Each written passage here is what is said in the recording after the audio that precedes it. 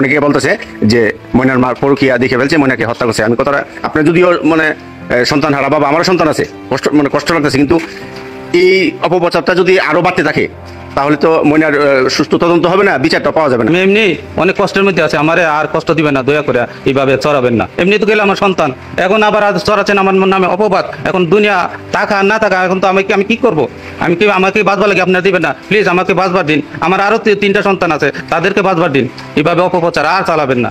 Bahrain প্রবাসী আব্দুর রাজ্জাকের জীবন যেন এক মুহূর্তে ছিন্ন ভিন্ন হয়ে গেছে। মেয়ে ময়নার মৃত্যুর শোক তাকে যেন দুমড়ে মুচড়ে ফেলেছে। তখন আমাদের সমাজের কিছু গুজববাজ অমানবিক অপপ্রচারের মাধ্যমে তার ক্ষতের উপর লবণ ছিটিয়ে দিয়েছে। সামাজিক মাধ্যমে ছড়ানো হচ্ছে জঘন্য মিথ্যা। ময়নার মা ও চাচার নাকি অবৈধ সম্পর্ক। ময়না তা দেখে ফেলায় তারা মিলে তাকে হত্যা করে মসজিদের পাশে ফেলে রেখে গেছে। এমন নির্মম, এমন ভিত্তিহীন অপবাদ শুনে আব্দুর রাজ্জাকের চোখে শুধু পানি নয়, তার হৃদয়ে যেন রক্তক্ষরণ হচ্ছে।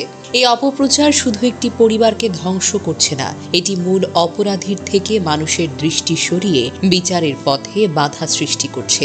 আব্দুর রাজ্জাক সংবাদ মাধ্যমে কাতর কণ্ঠে বলেছেন, আমার সন্তান হারিয়েছি, এখন আমার পরিবার নিয়ে অপবাদ ছড়াচ্ছেন। তিনি জানিয়েছেন তার আরও 3টি সন্তান আছে যারা এই অপবাদের কারণে মানসিক কষ্টের মধ্য দিয়ে যাচ্ছে।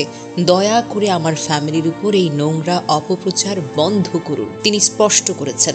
ভাইরাল ভিডিওতে তার বক্তব্য বিকৃত করা হয়েছে। তিনি বলেছেন, ইমাম সাহেব সহ তার পরিবারও সন্দেহের ঊর্ধ্বে নয়। এর মানে তিনি নিরপেক্ষ তদন্তের পক্ষে, কিন্তু এটিকে পুঁজি করে তার পরিবারকে টেনে নামানো হচ্ছে কাদায়। একটি মেয়ে হারানোর পর তার বাবার কান্না নিয়েও আজকাল কিছু কন্টেন্ট ক্রিয়েটর ব্যবসা করছে। কোনো প্রমাণ ছাড়াই ভিডিও কাটছে, গল্প বানাচ্ছে, নায়িকা বানাচ্ছে, খলনায়ক বানাচ্ছে। তারা জানেন না এই গুজব আর কাটছাট করা ভিডিও একটি পরিবারকে আরো বেশি ভেঙে দিচ্ছে।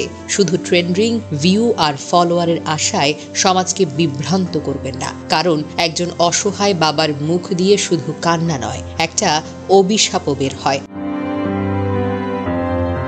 আপনি কল্পনা করুন তো, একটা শিশু হারিয়েছে আর সেই পরিবারের শোক আর রক্ত এখন ভিউ ও কমেন্টের বিনিময়ে বিক্রি হচ্ছে। এই ভয়াবহ অপপ্রচারে আব্দুর রাজ্জাক যেন দ্বিতীয়বারের মতো ভেঙে পড়েছেন। সংবাদ মাধ্যমে কাঁপা কাঁপা কণ্ঠে বলেছেন, আমার আর কি বাকি রইল ভাই, আমার সন্তানটা মারা গেছে, এখন আপনারা বলছেন আমার ভাই আমার বউ মিলে মেরে ফেলেছে। আমি তো বলেছিলাম আমি চাই সঠিক তদন্ত হোক, যদি ইমাম সাহেব দোষী হয় শাস্তি পাক, আমার পরিবারও যদি দোষী হয় তাকেও ছাড় না দেওয়া হোক। কিন্তু আমি কি বলেছিলাম আমার ভাই খুনি, আমার পরিবারই খুনি? তাহলে তদন্ত আসতে না আসতে কেন এই অপপ্রচার?